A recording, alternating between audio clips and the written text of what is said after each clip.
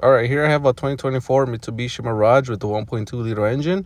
And if you're doing an oil change, if you just want the quick information, it takes 0 to 3.2 quarts. The drain plug is a 17 millimeter. The drain plug torque is 29 plus or minus 3 foot-pounds. And then the oil filter number is MZ690072. Then the rest of the video is showing where everything is at and how to reset your oil life.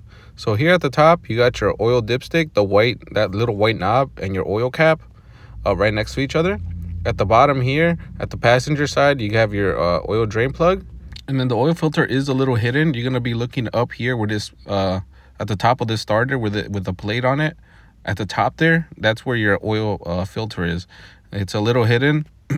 It's in between the radiator and the engine, kind of in the center of the engine, by that coolant hose. And then when it starts to drip oil, you're gonna get a bunch of oil on your hand, and I couldn't find any way to avoid that. So fair warning, when you fill up your oil, you're gonna want your oil to be in between those two dots on the dipstick. And then as far as the reset procedure, I'm gonna leave the instructions here. It seems like what you're gonna want to do is press the switch, hold it, and then press it again. And I'm gonna show right here what to do. So if you want to stop, go back and read that. So here I'm trying to do it, but I end up failing. And you want the car to be off and the ignition off too. So here I did it wrong. And then here I go to the next option, which is months. So I hold it. It starts flashing, let it go, press it once where it says clear, and then just leave it like that.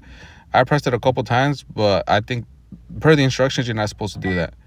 So, and then here you'll see, because I reset that months, it'll also reset the miles.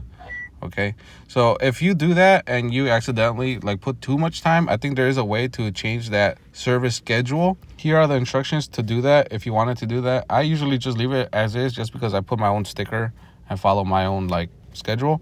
But yeah, if you want to change that service schedule and don't want it to be at 14,000 like I did, I think this is the way you change it. So yeah, if you have any questions, just let me know and I'll try to help you out.